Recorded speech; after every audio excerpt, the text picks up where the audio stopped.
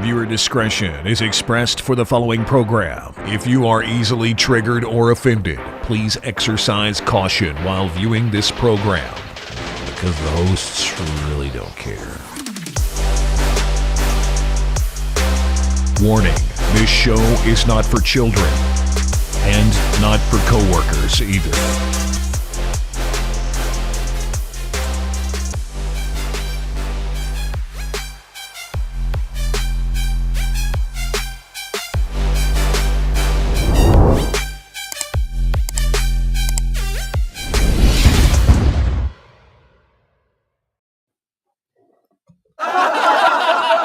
Oh no, stop that. All right, guys. Stop. No, enough. Just because we're messed up, thanks. You have too much fun with that thing. Yeah, it's going through the wrong output channel. Good morning, everybody. Welcome to the show. This is Your Two Dads. We meet Monday through Friday at 8 o'clock in the morning, where Deacon and I drink coffee and we talk about news, media, politics, celebrities, movies, comic books, And werewolves, trannies, whatever. I had a friend. Trains. I have trains. a friend. That's trains. Yeah, you meant trains. You said trains. Transmissions. Yeah, you meant transmission. Transmissions. I had a friend who I had a longtime friend. He was actually one of my best friends in high school. We were best friends, inseparable. And after high school, we moved our separate ways. You know, we just split. He went to college in one place. I went to another place. We just split. And then he moved to Florida, and I hadn't talked to him forever. And then he come back, and he's living in the area. So now we've gotten back together, and we try to, talk all the time. He works here in the city, and when he gets off work, he comes and we hang out for about an hour on Fridays and stuff. And he saw our tagline. He was talking about the show, and he saw our tagline. He was like, "News you can trust from two men you can't." And he loved it. Love that. Oh, awesome. Oh, cool. Thank you. I like that. Maybe it's hey, you gotta have some kind of a thing that kind of quickly explains what you do, and that's that pretty much covers it right there. All right, good morning, everybody. Weekend, dude. And it was good. The bunk bed that I put together for my daughter a couple weeks back, part of it collapsed on her because it was such cheap shit on her. Kinda. There was one end of the bunk bed was a bookshelf and had books on it, and it was just the weak material. So just I cannot emphasize enough. Do not order a bunk bed from Amazon.com that includes any kind of particle board at all. Don't. Have you seen how that's made? It's crazy. Ashley's dad made bunk paper beds. Pushed together. Ashley's dad made these bunk beds that the kids slept on, that Ashley and them slept on when she was younger, and then the kids slept on. And these are, when we finally took them out, Alex and them got big enough and we got them, single, and put the bunk beds out in the garage. It's a solid piece of wood, man. It's like, holy crap, this is real wood. This was back in the day when you could get real wood. It is heavy. Yeah. So I'm glad she's okay, man. Yeah. Well, she's okay, and now the bunk part of the bed is dismantled. She still has the lower part or whatever, but the bunk dismantled it. I called Amazon. I was like, "So y'all are going to give me my money back, right?" And so they're giving us our money back. Jeff said now. No. Hey, we got our money back. We're getting our money back. And so now we got to handle her bed thing or whatever. But then at the same time, my dishwasher, which I replaced 2 years ago, is leaking out of the front. And you think, oh, it's leaking, right? So you troubleshoot a little bit. You're like, oh, maybe it's the seal around the door. Oh, okay. I replaced the seal around the door, still leaking. So I now have a dishwasher problem that I don't want to deal with. So we're going to have to handle that too. So aside from that, we can have an afternoon show that's called JJ and Deacon's Fix Up Your House, Home Improvement. Yeah. Dad Vice. Dad Vice. I volunteered at a Comic Con over the weekend. It was a little mini Comic Con in my hometown. No, really? No, it was in Benton. Benton. Oh, yeah, we tried to have one in our hometown. Yeah, it was the second annual. And some buddies of mine that I actually started playing D&D with a long time ago when I was like 13, 14, 15, 16. They're the ones that started it up, and he was one of the featured artists. And so we had a good time down there. They had a couple of artists, featured artists that were there. One of them is a guy named Tommy Patterson, and Tommy Patterson is he's done Game of Thrones, Citizen Jack, Farscape, and worked for Image. So he was pretty cool. He was cool to talk to. And then there was a guy named Nathan Lawson, and then some other featured artists that were there, including my buddy. His name is David Chandler. So it was kind of cool. They had some comics, they had some toys, they had some homemade stuff. They had some. I talked to these people that do in school and after school D&D programs to help out troubled youth and stuff like that. It's a really cool program called the Dice Alliance, and we're looking to maybe open up one in my county. With I told them I would love to open up one in my county. Would this Tommy Patterson friend of yours be the Tommy He's Patterson that worked on? I met him. Oh. I thought you said it was your buddy. So who was your buddy that worked that was one of the artists? Well, his name is David Chandler. He doesn't have a book or anything. He's just a featured artist. He was the local guy and helped put it together. So he bought a booth and had an art thing up there. So it's pretty cool. Show the title and get to that, and we'll do the song because I've got to talk in 20 seconds. All right. So it was pretty cool. Next year we're going to have it in September, and it's just a little mini little Comic Con. So I'll try to take some pictures and stuff and whatnot. Yeah. All right. So if you are subscribed to our channel, you might get an alert, and the title of the show looked like this, which is California's energy plan is to suck energy from your Teslas, which is true, but it's not exactly a sexy title. So right before the show started, we changed the title of today's show. So today's show title is technically No Comment. No comment. That's a direct comment from the White House, the President of the United States, and his thoughts and feelings and deep condolences for those that are suffering right now wildfires in Maui. The only thing he had to say was no comment. So we're going to get into that today. We got a bunch of little stories, over the weekend, not always a lot of news. And the biggest thing that's happening right now is Maui is on fire, and that is tragic. I can't even imagine how bad it is. And they're saying that the death toll on that is going to be pretty bad. So there's a lot of people missing. Some of the people they found, it's not good. So we'll have to talk about that. That's not fun or sensational, but that is the news. We got a bunch of other stories. We got some corruption stuff. We got a little bit of some fun stuff. So hang out. Maybe you'll find a story that you like or you'll be interested in. All right. But before we do any of the news, we always like to start with a little culture. We like to learn a little bit about the pulse of America. That's right. So today I'll be doing a 30-minute reading on Hamlet. Yeah. Okay. So if you all get your book, let's go ahead and subscribe right now. Like and subscribe right now before you fall asleep. No, let's do the song of the day. Oh, that's not the right one. Song of the day. That's right. It.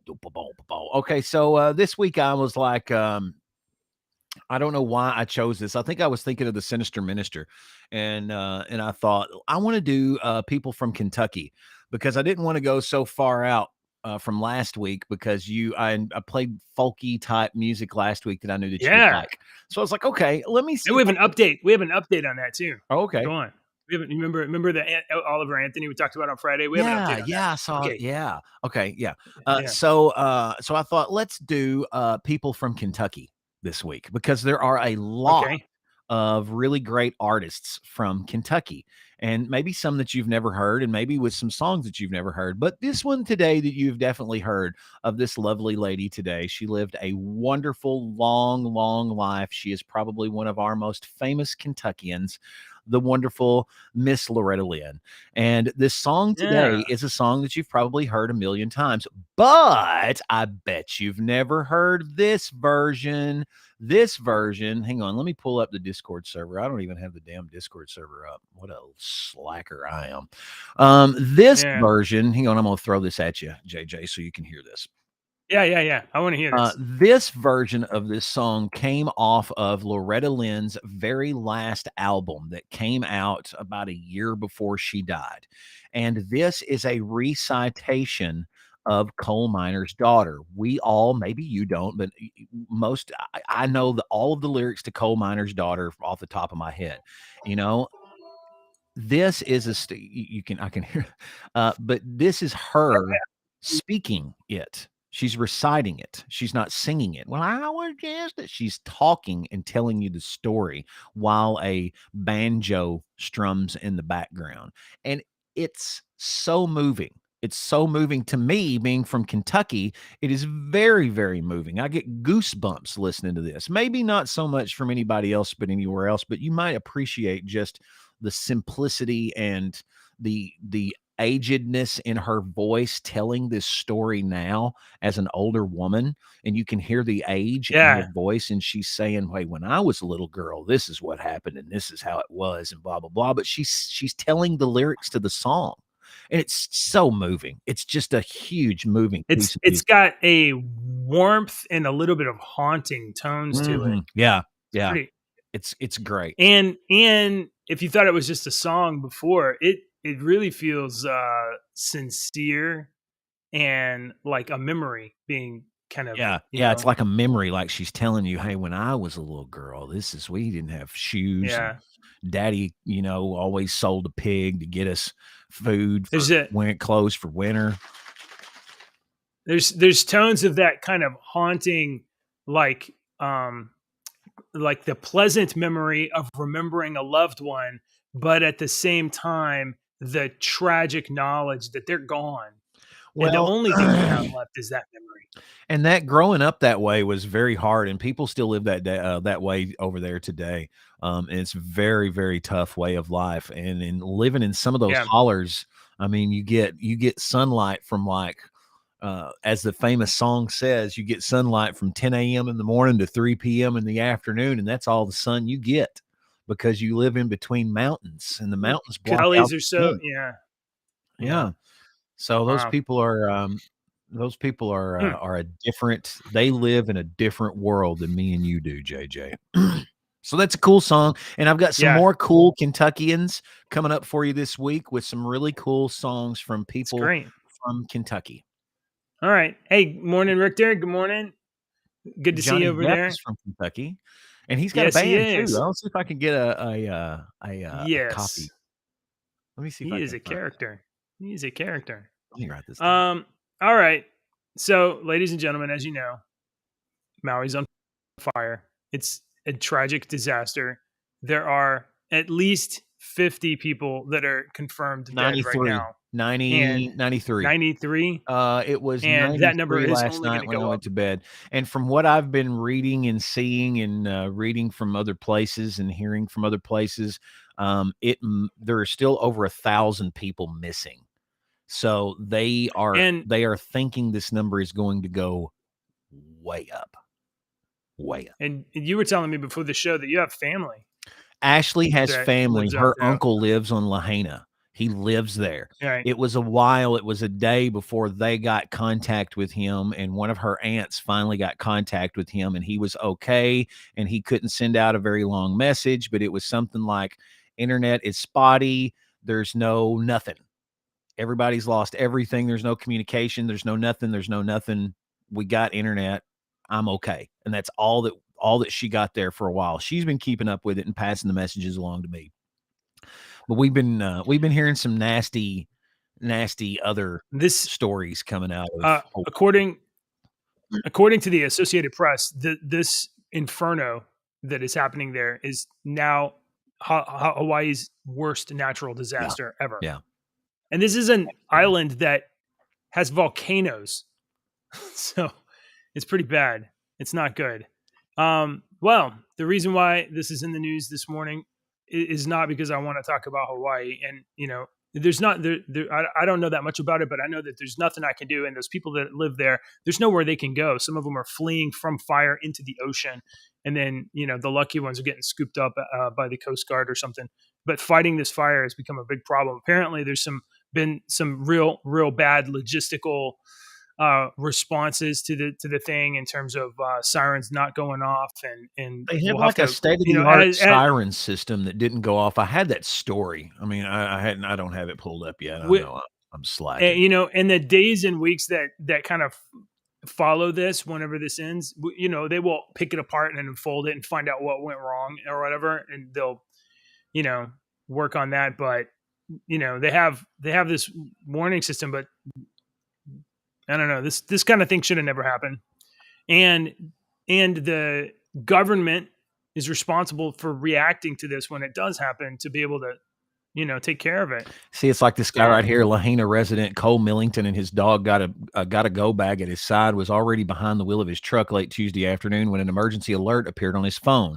There wasn't really an evacuation notice for us, Millington said. The real warning, he said, came from the huge plume of black smoke in the sky over Lahaina. Wow.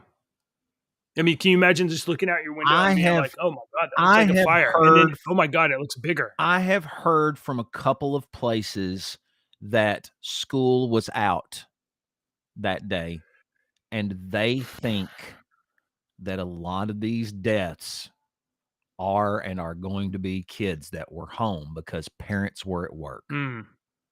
And there was no warnings. The sirens didn't go off, so the kids wouldn't know to leave the house.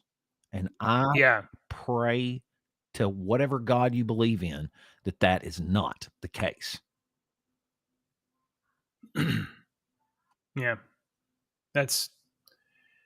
I feel like we're going to be reading about this and learning about. It's not even over yet, as far as I know. So there was a huge, the damage isn't done. That banyan tree, is it called a banyan? I think it's a banyan tree. Yeah, there's the thing right down there. Let me see if I can click on this article. That didn't change, did it? Yeah, it changed. No. Can you say historic 150-year-old banyan tree? Yeah. Oh, okay, yeah. Okay. So this tree was a huge cultural, I don't know, melting pot, community gathering point was this tree. It was an enormous tree, and these trees, you see how the branches grow really low and whatnot, and it had, leaves and everything all over the place, and it was huge and shady. If you Google another picture of this banyan tree, in case you missed it, CNN wants to screw you. Let's see if I can get another picture of this tree up here real quick, because it was such a freaking beautiful tree, man. Just looking underneath this tree. Look at this. Hang on, let me see if I can bring up this picture right here. And they think it's just it's probably gone. Look, can you see this? Look at all the people there underneath. Oh wow! See how beautiful this tree was, man. Look how pretty this thing. Gosh, I can really see how something like that could be a place where like a whole community kind of gathers around. I would love to have seen that. Look how I'm a tree hugger, dude. I love trees. Yeah. Look at that thing. Amazing. It's crazy. So that thing is scorched, but not. But I don't know. I don't know. Maybe, hopefully, that it will. If I'd have just scrolled down, there was that picture.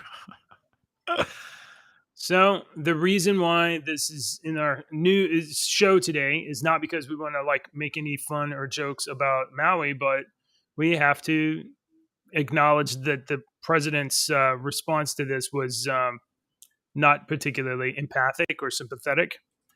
This weekend, President Biden offered a no comment when he was asked by White House press about the death toll in the Maui wildfire, the deadliest U.S. wildfire in more than a century. Joe Biden sat on a beach in Delaware for like 2 hours, just sat on a beach for 2 hours. And then after 2 hours, the White House press... White House press, somebody walked up and say, do you have any comment about the wildfires? No comment. After a couple hours on the Rehoboth Beach, POTUS was asked about the rising death toll in Hawaii. Bloomberg reporter Justin Sink wrote on Twitter, X, the social media site formerly known as Twitter. No comment, he said before heading home. added the White House correspondent, who also posted a photo of Joe Biden, 80, lounging with a group of people in the distance. The grim tally, which is expected to rise in search of rescue operations frantically continue, is made the Inferno Hawaii's worst natural disaster. It is now the deadliest wildfire since 1918, when 453 people died in the Cloquet fire in Minnesota and Wisconsin, according to the National Fire Protection Agency. So, and you showed a photo a minute ago, but this one here is pretty bad too. You guys have seen fires before, but where is it at? Is it this one? It's this one. Look at this. This looks like a still image from a video game. Hang on, I want to see. Like, I don't have that screen up. This looks like a photo out of Fallout or something. You've This is seen crazy. the main street there, Lahaina, with all them cars. That's what it looked like. It looked like a freaking, an AI picture of a post-apocalyptic. Yeah. This is a post-apocalyptic world. Right. The president's tepid response Sunday garnered a lot of backlash. You know this why weekend he didn't say anything on the beach, don't you? I mean, how hard would it have been to say? No one prepped him to say anything. Yeah. So he did not know what to say, and they've probably explicitly told his ass, don't fucking say a goddamn word unless we tell Every time you open your mouth, you fuck up, Joe. Something. So shut up. And I bet you but he couldn't even be bothered to lie to America and be like, oh, we feel really felt about this, and we're looking into it. Even Obama and them would have said, we feel sorry, and our thoughts are with them, or what. I can't do an Obama impersonation. Yeah, I got to hear somebody's voice. I'm not an impersonator. Yeah. We don't need to do bad impressions right now anyway at this moment. Let's see. There was another comment that he said here. Anyway. All right. So your president sucks. That's not a surprise. Let's see. There was another Biden story. We'll do that, and then we'll get into our energy stuff here. So this posted on Just the News this weekend. Have you ever played Deke? Oh, he's on that. He's on the mic for a second. Morning, Rick there. Yeah, gorgeous tree. That's true. Scary as heck. Good morning, David, and good to see you in the chat. Looting in Maui. I hope that doesn't happen, but that's not good. All right, folks. Have you ever played the game 4 Truths and a Lie? You ever played that, Deke? 4 Truths and a Lie? No. Well, something like that. Maybe 2 Truths and a Lie, or 3 Truths and a Lie. 4 Truths and a Lie. It's where somebody tells you some stuff, and you got to pick out the one that's not true. I do something like that for my D&D. That's so weird. When you said that, I was like, gosh, it sounds like one of my rules for D&D. One of my rules for D&D that I don't do this all the time, but if we were playing a game and we were starting and I was going to make you a character, one of the things that I want you to do is, besides your backstory and stuff, is I want you to give me three 1-sentence facts about yourself. 2 of them being fact and 1 of them being a rumor. A rumor that's false. And so I use those in other things. You give those to me. Those are not shared with the whole party, only the DM. And then you pepper it in. And then I use that in stories to pepper it in and whatnot. And so 2 of them are true and 1 of them's completely false. And you know which one's true and false. So when I introduce it, you can play along with it. So that, okay. Right. Okay. All right. So there's sort of a thing like that from Just the News. So there's 5 stories that Joe Biden has told about his family business. And so we're going to go through these facts and see if we can pick out which ones are true and which ones are not true. Okay. All right. So here's 5. Here's one. Number 1, Joe Biden never discussed family business with his son or family. Never discussed it. Oh, okay. Hold on. We got to hear all 5 before you can decide which one's the lie. Yeah. All right. Well, you can do what you want. Number 2, Joe Biden never met with his son's business partners. Okay, I'll withhold judgment. Okay. Number 3, the Biden family did not get money from China. Did not get any at all. Number 4, Hunter Biden has done nothing wrong. And here's number 5. The Hunter Biden laptop that emerged in late 2020 election was Russian disinformation. All right, 4 truths and a lie. Which one's false? that we're men that you can't trust?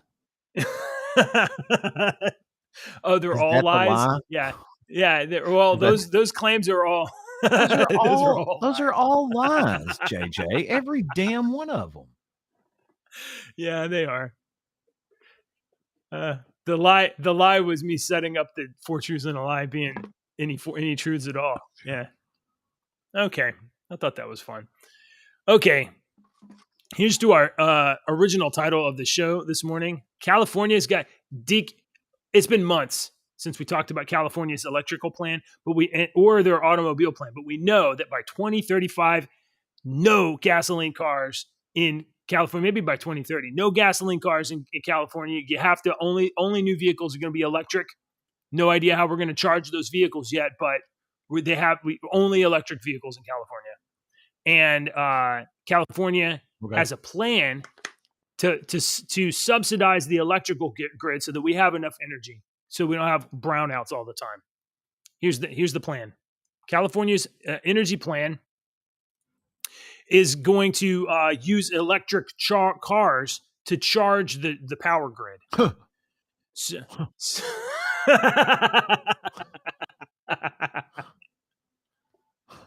There's these news stories. I'm not even shocked by them anymore. I know. The state of California, which has struggled to reconcile its aggressive green energy agenda against its unreliable blackout-prone power grid, may have an unconventional solution. Thanks to a proposal from Pacific Gas and Electric Company, use electric cars to charge the power grid.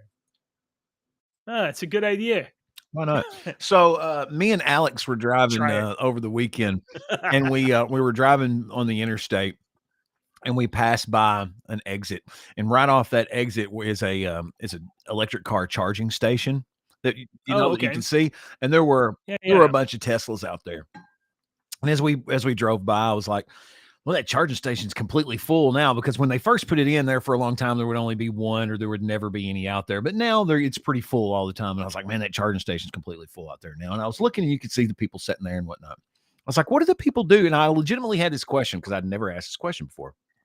I was like, what do the people do when it takes like 20 and 30 minutes to they just sit there in the car and fart around on their phones or whatnot? And Alex was like, some of those Teslas have like PlayStation 4s and stuff, and you can like use the steering wheel and the pedals and stuff to play video games and stuff while you're sitting there. And I was like, are you kidding me? I did not know this. That's a selling point for me. I'd be sitting in the driveway all the time. Where's Andy? Where's Dad? He's out in the car playing video games. It's not a good idea. That's a bad idea. You know how many times I played Grand Theft Auto when I was on my 20s in it? And then I was like, and then I would go get in my real car and be like, can't run into shit. Can't run into shit. I've had that same thought before after playing a Grand Theft Auto for a long time, and then getting in my car, and I was thinking, oh, I can't do that. I can't run into shit and run these stop signs. Hug the line. Hug the line. I can't run over the hookers. Yeah. Oh, all right. Man. Good luck, California. Good luck to you me guys. And JJ wish you the best. Keep your energy grid disconnected from Texas, please. All right. We might talk about the Maui wildfire conspiracy stuff maybe tomorrow. I don't know. To kind of see how we feel about it, because I just don't want to be bring in any there's some conspiracy stuff that me and JJ was talking about before the show that's going around about the Maui wildfires, but we both agree that kind of thing should not be thrown out into the forefront right now. They're still missing people, they're still missing children, and that is the most important thing, is to bring this to your attention. And if you're just hearing this, it's but maybe maybe think about it a little more. Keep it in your mind that these people are suffering over there. It's not just some people that you've never heard of before. I mean, this is Ashley's uncle was one of them. He's over there right now. Everybody's related to somebody. Yeah, his name's Buzzy. I want him to get Uncle Buzzy. Let's see. I guess the let's do this. Have you seen the? I can't get my coconut. It's all. Have you seen any photographs of the Rio Grande River before?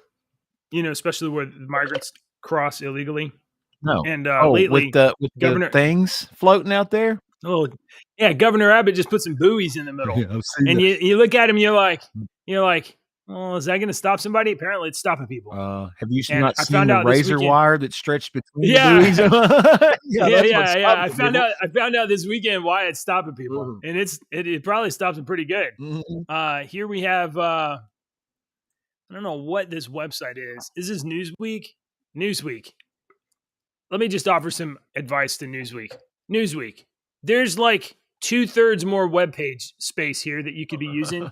You guys are just using like That's for your phone. I don't know. for your I don't know phone. if you noticed, but there's a bunch of space here. That's and that's there's some space optimized over for your here. phone. That's why it's like that.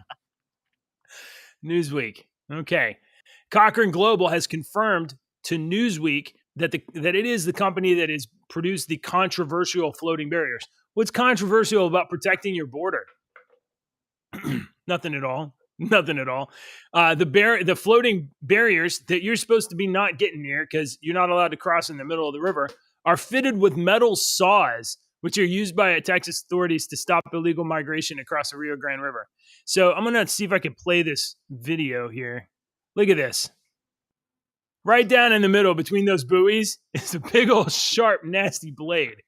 So, well, the ones that I saw had actual razor wire. It was a floating buoy, and it had another floating buoy, and between the floating buoys was a bunch of the damn circular razor wire. That might be in there too. This is the buoys before they're even deployed yet. They're just sitting on dry land right here. So, now, obviously, I don't want anybody getting cut or chopped up or hurt or anything. Okay, then don't swim out in the middle of the damn water. If you don't want to get cut and chopped up, keep your ass on the land. Yeah. So I think here, let's see. The spokesperson went on YouTube to recommend a YouTube interview published by the Texas Public Policy Foundation with Rodney Scott, former head of the Border Patrol and now a senior fellow at a conservative think tank. Scott claimed the main reason the river barriers were introduced after his time in the Border Patrol was to save lives. Quote, we're looking at how to save lives. How do we prevent people from getting into this situation in the first place? How do we stop these boats and people being able to quickly enter the U.S. without putting people on the boats at an increased risk? Let's prevent the crime rather than reacting to it afterwards. And that's what the buoy barriers allow us to do. I believe he decided to take the next step because this administration continues to refuse to slow down the flow of criminal activity across the border. They won't even talk about the criminal elements associated with mass migration. The Governor Abbott, has done more than any other state and way more than the federal government to protect all of America by stopping. So migrants, they get on a boat on one side, they usually just scoot across in a little, thing or whatever and get off over here, right? Yep. Fast, probably doing it in 2 minutes. Well, now there's buoys in the way. You can't do that. Oh, so they're going to swim? Nope. There's definitely parts of this river you do not want to swim. We've done a bunch of stories about people getting washed away in the river. So it looks like, and how hard is it? How hard is it for us to put buoys in the river and we just reduce? We channel the migrants back to the bridges where they're supposed to be going, where it's safer. Anyway, here. These marine barriers help deter illegal river crossings, redirecting migrants to one of the 29 international bridges on the Texas-Mexico border where they can safely and legally cross. No one drowns on a bridge. Seems pretty reasonable to me. Especially if those people that are trying to get over here are, what are they called? Refugees? There's no reason for a refugee to be stomping through the river. Yeah. So, okay. How much time we have left? We got a little bit of time. You got some cool stuff up here. Tell me the Skittles thing. I saw that. Oh. Skittles is such a wonderful array of bright colors. Yeah. You look at it and rainbow. It makes you, it's such, bright colors are so vivid. And when you think about Skittles, your mouth just starts watering. It's just pure sugar, and they're so Let's see. good. And we found out over the years I that lost it. Oh, here it is. we found out over the years that one of the things that they put on Skittles, the coatings or something like that, is like causes cancer. So you really Isn't shouldn't. that the Red 3 or You something really like that? shouldn't eat the Skittles because Skittles are straight up poison, coated Yeah. with poison. Well, But it's so freaking they're delicious that you just eat them. diabetes pills coated with extra sugar. Yeah, So, coated with cancer. So yeah, coated with it's cancer. diabetes pill coated with cancer. That's a great way to describe it. According to Daily Wire, social media erupts after Skittles Black Trans Lives Matter packaging goes viral. I guess Skittles was like, "Hey, we need some publicity. What can we do?" I don't know. People love this Black Lives Matter stuff. Why didn't and they love go trans one stuff. step further and be like, Yeah, Black trans dwarf midget lives matter? What's the correct term to call those little people lives matter? Or black trans. mhm. I'm sorry. Non-binary candy. This is non-binary candy. I didn't eat Skittles anyway because I have diabetes. Oh yeah, you really need to not have any. These little crazy sours, I love those. Those are good. Are you going to give this company more of love your sour money stuff. just because it's so good? I'm not giving them any money. Okay. Skittles is facing a backlash. We haven't even seen the image yet. After images of the Pride packaging featuring pro-trans statements went viral on social media Friday. Let me just ask you a question. Oh, is he on the phone? You on the phone, Deke? Oh, okay. Let me just ask you real quick. The primary audience of Skittles is probably going to be like children. Middle. Oh, it's children. Okay, right. Yeah, it's kids. No okay, so we're ending this stuff at children. Here's the images. Let's see. Here we go. From Citizen Free Press. Look at that. Skittles, share size. They took all the color off of the package. They did it in black and white so that the rainbow could be extra gay. And it says right there, Black Trans Lives Matter. Joy is resistance. So they're propagandizing your children with candy. It literally don't take candy from a stranger, and they're wrapping the candy in the stranger shit. So, yeah, all right, okay. Don't buy Black that girl shit. with green hair.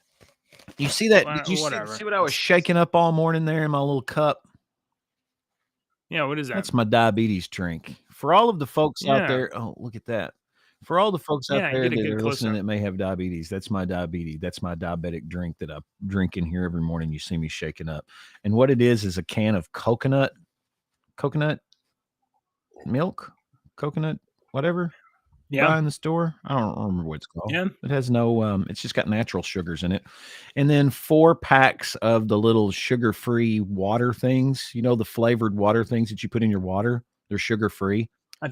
I think my wife is. Yeah, I use them a lot because they're sugar-free and I have to drink a lot of water. And if you're a diabetic, you got to drink a lot of water and you don't have a lot of flavor because all the flavor you get tastes like aspartame because it's all diet crap. Well, this gives me flavor. It's that coconut stuff, water, and those packs is all it is. And then I put protein powder but the protein powder settles at the bottom and the coconut settles at the top. So I have to shake it every freaking time. But so if any diabetics, because it keeps settling, it keeps separating at the bottom and the top. So if any diabetic out there wants that recipe, message me, join the Discord server, send me a DM on Twitter, or something like that. We have a cooking channel, but Brian hasn't been posting there. I'll gladly send you that recipe because Ashley started making it for me, and it's freaking delicious. And it gives me some extra protein. A story in 3 acts. Here I am. Taste the rainbow. Oh my God, what the fuck? Turned into. All right. So enjoy those Skittles, folks. Thank you. All right. I'm sorry I wanted you to tell the Skittles story. I don't have the oh, whoops. Okay. Sorry. Go ahead. Wrong one. So A judge. I'm just gonna change stories. Okay. No segue. No segue. A judge has ordered 3 Southwest lawyers to take religious liberty training after trampling on the First Amendment, which is which is pretty great. Hopefully, one of these judges gets over to Judge Chutkin and has a little conference with her too, because she's out there trying to say that President Trump has to shut his mouth while he's awaiting his trial. Federal judge has ordered 3 Southwest Airlines lawyers to undergo religious liberty training after it fired an attendant who had anti-abortion beliefs, according to reports. Judge Brantley Starr said the lawyers who defied the court orders should brush up on their First Amendment knowledge at the Christian group Alliance Defending Freedom, ruling the organization is particularly well suited to teach them, according to the New York Post. Starr said the 3 lawyers did not understand federal protections for religious freedom.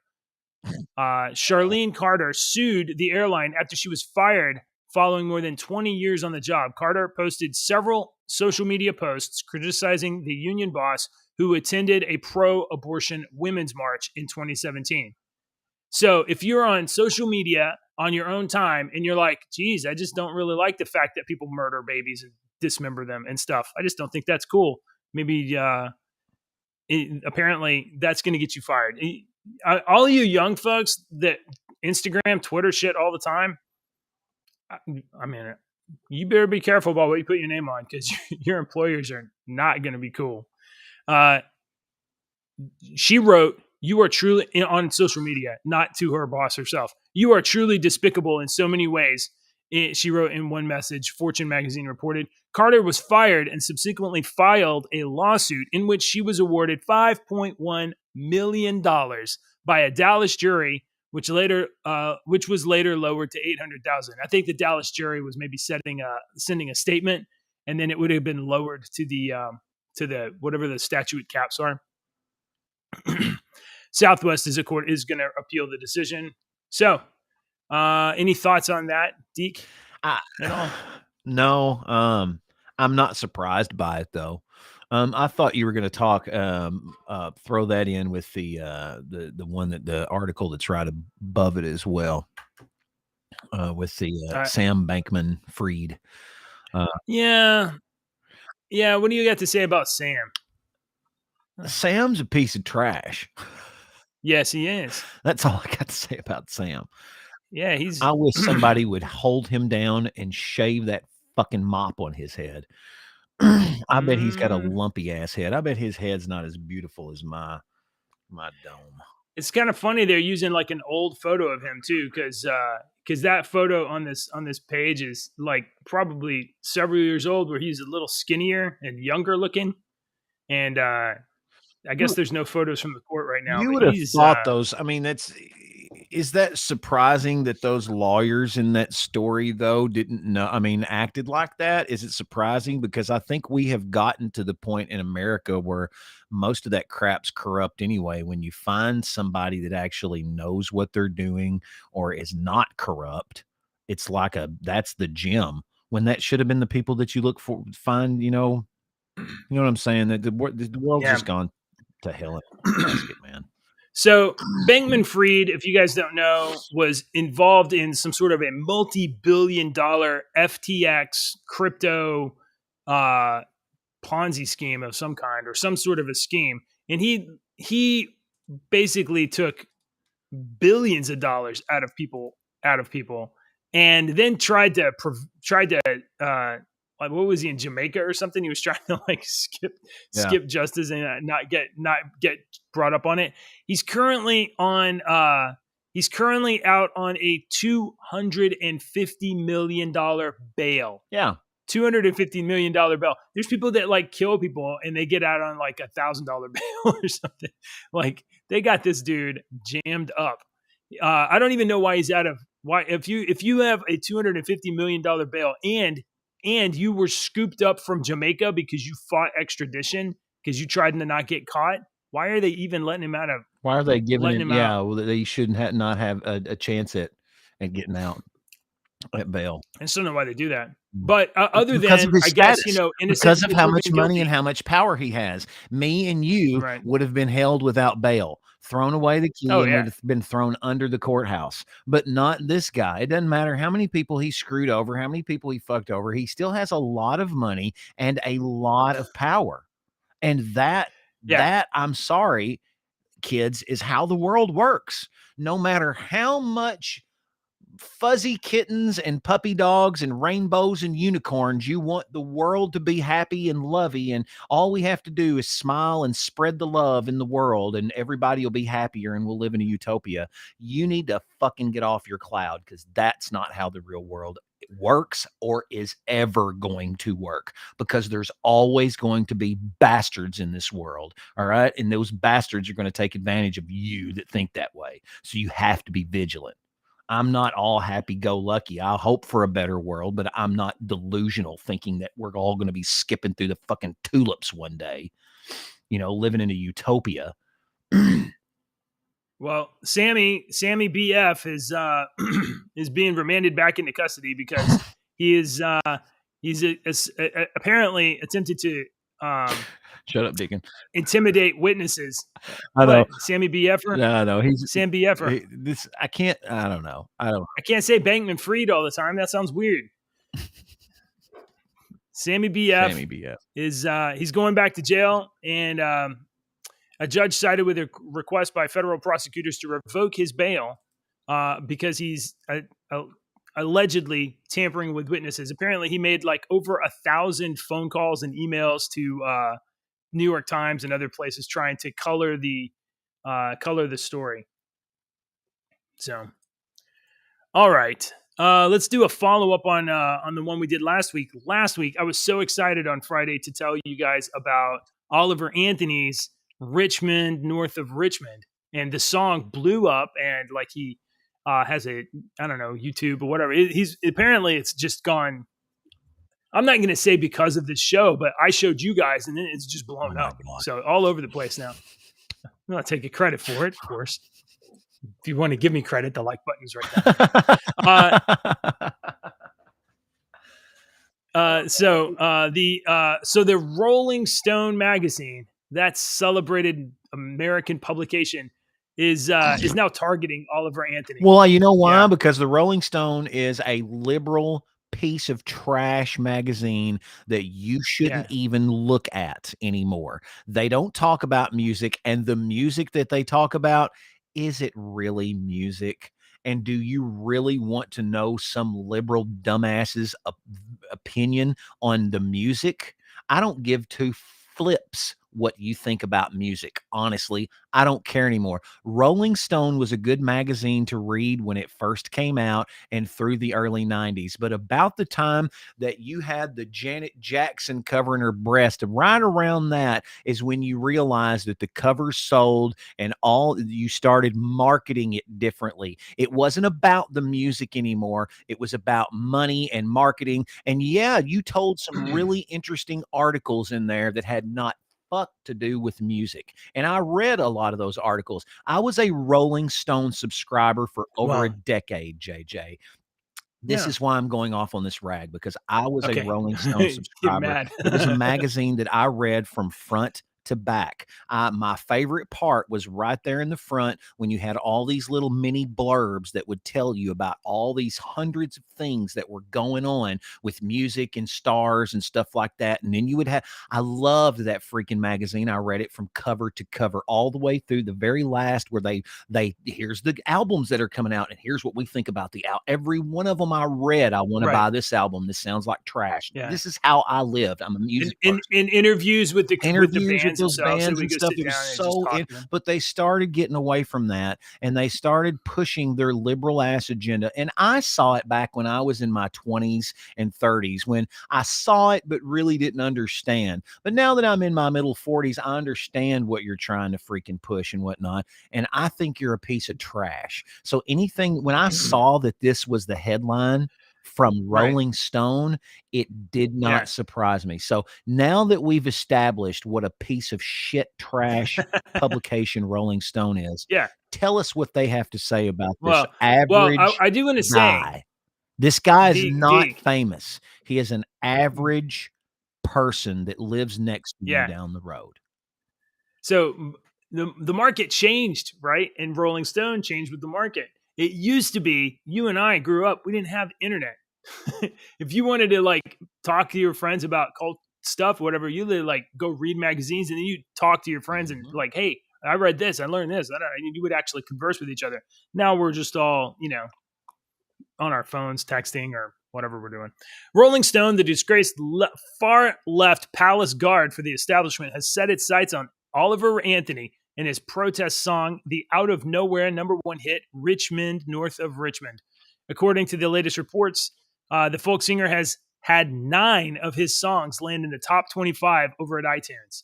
People liked Richmond, North of Richmond so much, they blew up his entire catalog of songs and started buying picking them everything up. because we are like that. We are people that are like, I support them. What I told Ashley the other day when we were talking about the Neo stuff, I told her, I was like, I want to go to his website and see if there's something that I can buy to support him. I don't particularly want his album or his music or anything, but I would like to support him. And there was another lady. Oh, she didn't have anything to do. It was another YouTuber that we like and we watch. And I was like, I would buy something from her because I enjoy. That's how you're that way too. You're very much that way. Where you can look at behind you, right over your head, all those comic books and stuff that JJ shows back there. Those are all independent. Most of those are independent people. 2 more that he hasn't even opened. And when JJ sees an independent comic and he's starting off and whatnot, and he like JJ will straight up support you. So we're very much like that. Yeah. So anyway, so apparently people are organically like jumping on the Oliver Anthony bandwagon. I think it's great. Here's the headline: right-wing influencers just found their favorite new country song, reads the Rolling Stone headline. In Richmond, North of Richmond, singing farmer in Virginia blasts high taxes, obese people on welfare, and even appears to allude to Jeffrey Epstein.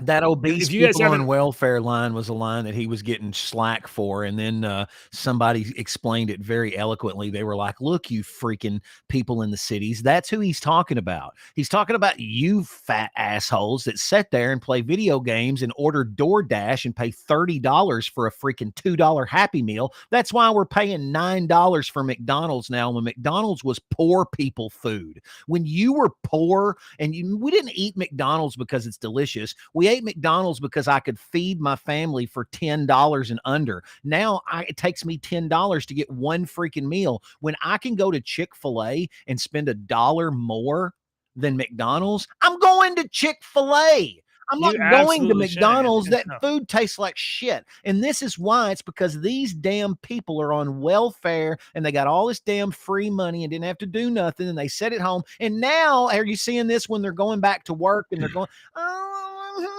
I had too much time at home and I've got problems and mental and depression and so there's other people that's worked their whole lives that have depression too, that have struggled with depression, that never missed a day during COVID. Here's some of the lines from Oliver Anthony's song, okay? Because we couldn't play all of it. No. Lord, we got folks on the street, ain't got nothing to eat, and the obese milking welfare. Well, God, if you're 5'3" and you're 300 pounds, taxes ought not be paying your bag of fudge rounds. No shit. So no shit. I don't want to pay for you. And SNAP, that there's not a lot of restrictions on that. You get that SNAP government benefit and you want to go in and get a couple of freaking tomahawk steaks, JJ. You're going to go in there and you got enough money. You can buy them tomahawks, man. It's not like WIC where you got to pick certain things for the pregnant women. SNAP. You can't buy, if it's a food item, you can buy a food item. It's not like, hey, you got to stick to this. Well, I figure, I don't know. I don't know anything about it's the first of welfare, the month. but yeah. We going to Sizzler. I see this stuff around here all the time. I'm sure it's around Houston. Y'all just don't see it all the time.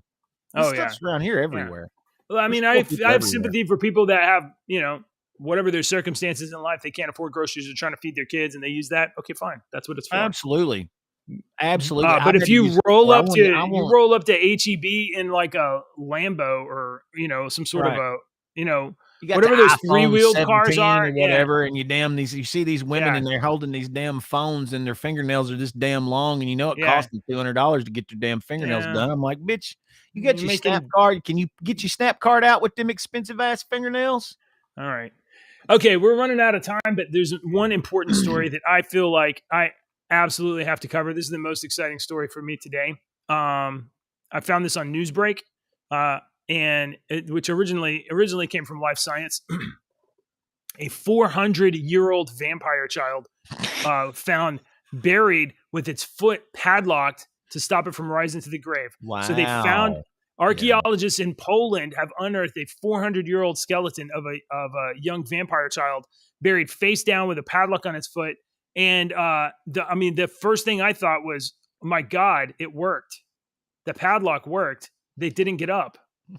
So here's, which I didn't know. I didn't know you could do that. You're being, we're making a little joke, but we're being kind of serious. But seriously, I've looked into many things like this before, the history of vampirism and how we got that. This is one of them that they used to do. The stake through the heart was to keep them. That's why that kills a vampire today. It was to hold the body of the person into the grave so they wouldn't get up. And they had opened some of they think the legend of the vampirism is helped attributed to a lot of people being buried alive back a long time ago. And they would open these coffins and then they would see, scratches on the other side, or they would see how the skin recedes down. And, a lot of people, I heard somebody say this not too long ago. And I was like, that's completely false. That's a false. You need to look that up. We were taught wrong. This is a perfect example of we were taught wrong. Your fingernails and your hair grow after death. No, they do not fucking continue to grow after death. All right. That was something that was told to us that is completely wrong. All right. Other things happen that makes it look like they grow. Your skin shrinks, it dries up, and your skin shrinks. Yes. Your gums shrivel up a little bit, and it makes you look like your teeth get longer. So that's why, and and the blood would lose around the face of certain while they dug them up in certain. George Washington, I always heard, had a clause in his will that before he was lowered into the ground, his head was to be separated from his body because he was so afraid of being buried alive, because that was something that went around. They were so afraid of being buried alive. And some of those in England, you will see those graves. Have you seen those graves that have the bells? They have a bell and a string that goes from the bell all the way down to where if they were buried alive, they could ring the bell. I always thought that would be crazy if you were walking through a cemetery real late at night and a bell was ringing from one of those graves. Wouldn't that be freaky?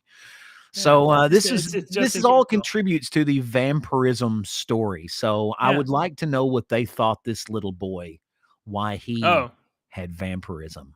Well, they only know that they believe the child was between 5 and 7 years old at the time of death, and was found just a few feet away from the skeleton of a vampire woman discovered last year, who was buried at the same time with the sickle over her head. So. They put a padlock on her toe. So the woman, they put a padlock on the toe and a sickle over her head. So in case she got up, she'd cut her own head off. Wow. And then this kid was discovered nearby with the padlock on the foot. And let's see. That shows you right there that all this stuff that you read about from history, it was not completely made up. These people had a lot of superstitions and a lot of fears that a lot of people throughout history died horrible deaths, JJ. If you read through some of those people from the Middle Ages and what they experimented on with torture and stuff, you've heard of tar and feathering, but have you ever really looked at what that does to a human? Richter says padlocks would have never occurred to me to be a vampire weakness. It is. Me either. Master lock. Aren't you glad you know? And you know they work. Yeah, you have evidence that all the evidence points to it working. Didn't know. All right. Sweet. Well, going from something fun. Yeah, we'll just save the rest of this miserable shit for tomorrow. Yeah, save that one. Is that the other one? Yeah, I forgot death? about Yeah. Julie. Yeah, we'll sorry. save that for tomorrow. Yeah, that's cool. Oh, geez. But that one's a cool that one's a weird story. Did you read that one? Okay, so tomorrow we're teasing you for tomorrow. Tomorrow we're going to talk about the Julian Sands story. So he went missing. The actor Julian Sands went missing, and then we talked about that too. That was we like talked January. about that several months. How he went missing. Well, his body was found in June. All right. So we're going to get to what the hikers said about finding the body tomorrow on tomorrow's show. So join us tomorrow at 8 a.m. is our new time. Go over there over JJ's head and scan JJ's face. Take a picture of JJ's face and then take a picture of our Discord QR. Yeah. And by the way, I don't know where you're seeing this, but you haven't already. Rumble.com/JJW. That's where you can watch our show every day. If you happen to catch it on YouTube. Yeah. I don't have it on screen. YouTube, we don't, we're not going to hold it against you. We understand, go to Rumble. Yeah. YouTube doesn't like it when we say certain things. They're like, no, you people are stupid. And we're not passing information, disinformation. Yeah. We're not under strike at the moment. Just a community warning. Just a community warning. Deacon. Yes. I'm not using my boxing jokes this morning. My wife showed me one last night. Okay. What is the opposite of lady fingers? Mentos. Mentos. Oh, that's pretty good. Mentos. Okay. She showed me that, and I just started laughing. I was like, "That is so stupid." What do you do? Okay, here's mine today. What do you do with dirty nuts and bolts? I don't know. What do you do with dirty nuts and bolts? You get a washer. Oh, that's good. That's a straight up dad. Yes. Thank you. It's all right. All right. Hey guys, thanks for watching. Everybody, if you haven't already, like, subscribe, and we'll be back tomorrow. Can't wait to see you. Join our Discord for alerts and stuff. I'm looking for the button. This is stalling. I'm stalling.